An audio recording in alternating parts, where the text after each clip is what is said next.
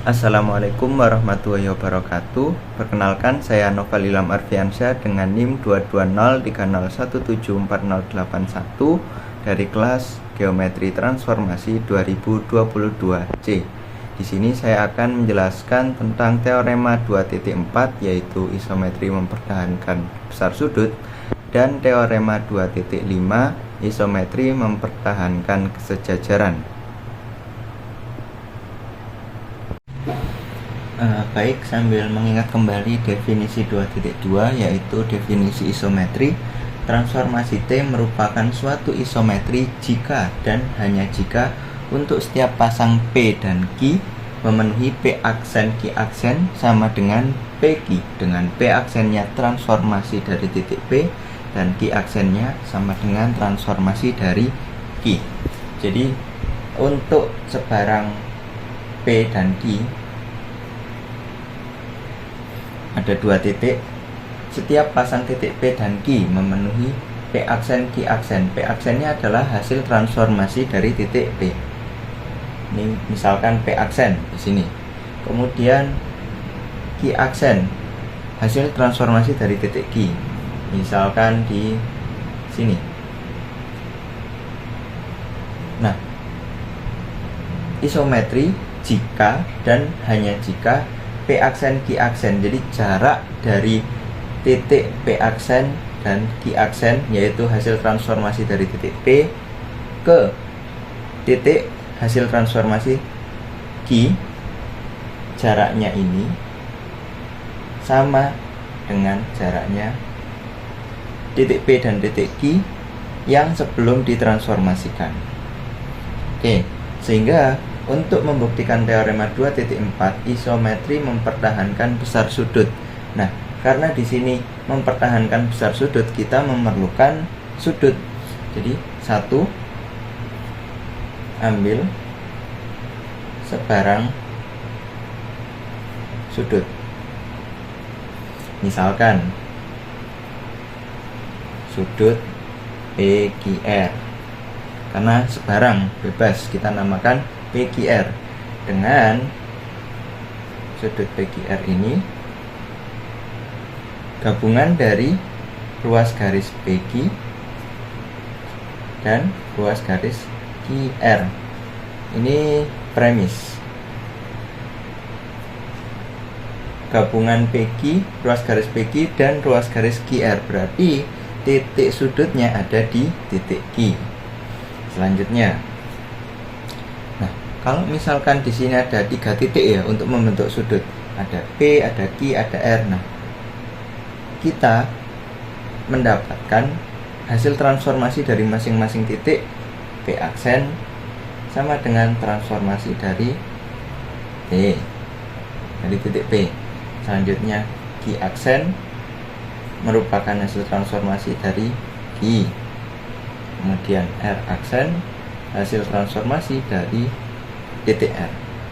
Ini juga kita katakan premis untuk membuktikan besar sudut, isometri mempertahankan besar sudut. Nah, selanjutnya di sini kita punya P aksen, Q aksen, R aksen sebagai hasil transformasi dari masing-masing titik P, Q, R. Nah, dua titik sebarang yang berbeda bisa membuat tepat satu garis. Nah, di sini kita memanfaatkan yang isometri. Kita bentuk sedemikian P aksen Q aksen sama dengan PQ.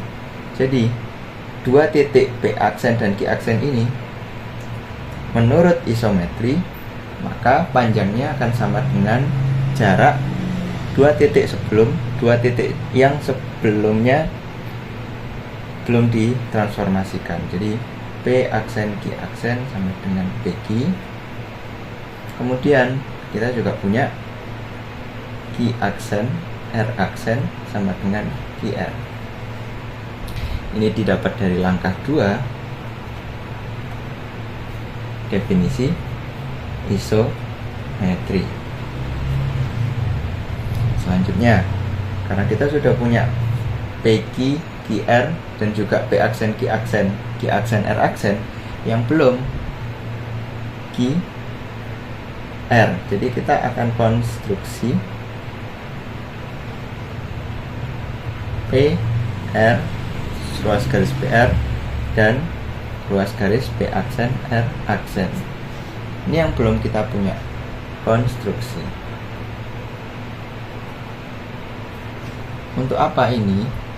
Karena di langkah selanjutnya, sebentar, kita pastikan dulu ini apakah panjangnya sama. Ya, karena berdasarkan definisi isometri itu mempertahankan jarak setelah ditransformasikan, sehingga P aksen R aksen sama dengan PR. Ini dapat dari langkah yang awalnya tadi 2 boleh, kemudian ambil dari 4, lalu definisi isometri. Nah, selanjutnya kita punya P aksen Q aksen sama dengan PQ, Q aksen R aksen sama dengan QR, kemudian P aksen R aksen sama dengan PR. Nah, ketika dihubungkan PQR, PR-nya dihubungkan, nah ini kan membentuk sebuah segitiga, sehingga berdasarkan teorema kekongruenan dua buah segitiga sisi, kita bisa tulis segitiga PQR kongruen dengan segitiga P aksen Q aksen R aksen. Didapat dari nih langkah 3, kemudian 5, lalu teorema kekongruenan dua segitiga sisi. Oke. Otomatis kalau segitiga PQR kongruen dengan segitiga P aksen Q aksen R aksen, maka kita bisa tahu sudut PQR itu juga kongruen dengan sudut P aksen Q aksen R aksen. Ini akibat langkah 6. Nah, sehingga besar sudut PQR sama dengan besar sudut P aksen Q aksen R aksen. Ini langkah 7. Karena kongruen maka besar sudutnya sama, sehingga terbukti bahwa isometri mempertahankan besar sudut. Baik, selanjutnya ada teorema 2.5, yaitu isometri mempertahankan kesejajaran. Nah, karena kita masih belum punya bahan apapun, kita buat premisnya dulu. T suatu transformasi, kita perlu transformasinya dulu.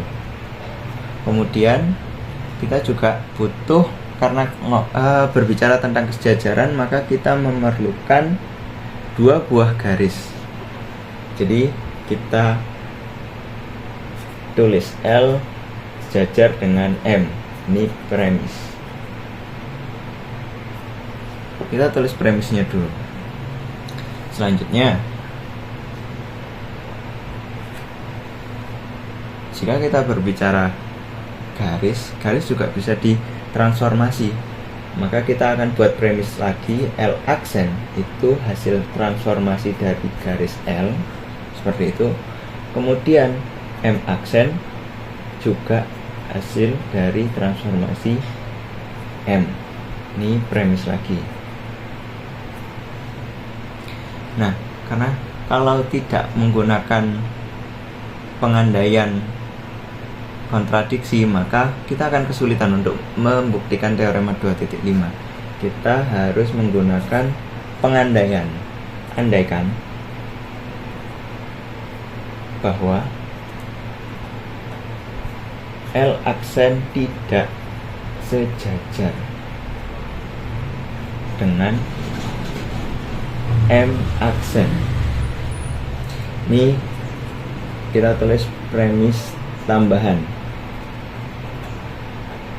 Nah, kalau L aksen tidak sejajar dengan M aksen, maka pasti dua garis itu akan bertemu di satu titik, yaitu perpotongannya, sehingga kita akan tulis P aksen itu hasil perpotongan dari L aksen dan M aksen.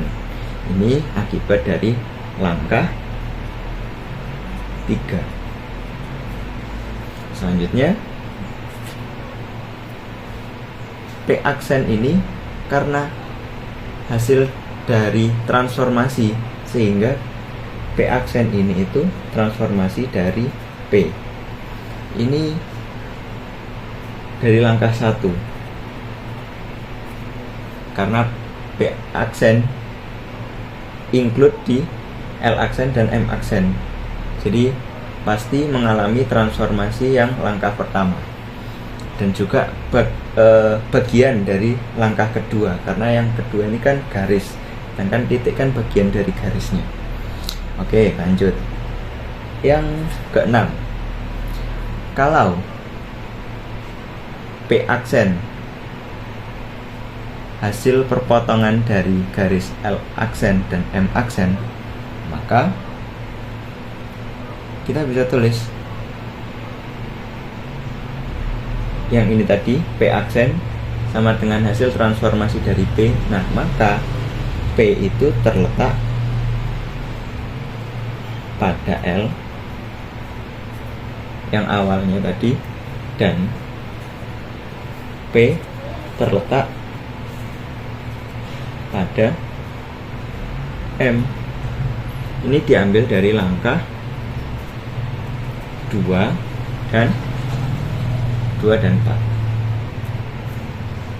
Nah, maka P-nya tadi ini karena terletak di L dan terletak di M, maka P itu perpotongan L dan M, garis L dan garis M. Nah, ini dari langkah 6. Tapi ini kontradiksi dengan langkah 1. Karena L sejajar dengan M, maka tidak mungkin ada perpotongan dari dua garis L dan M, karena sejajar, tidak akan pernah bertemu, sehingga pengandaiannya salah. Jadi L aksen sejajar dengan M aksen. Terbukti bahwa isometri mempertahankan kesejajaran.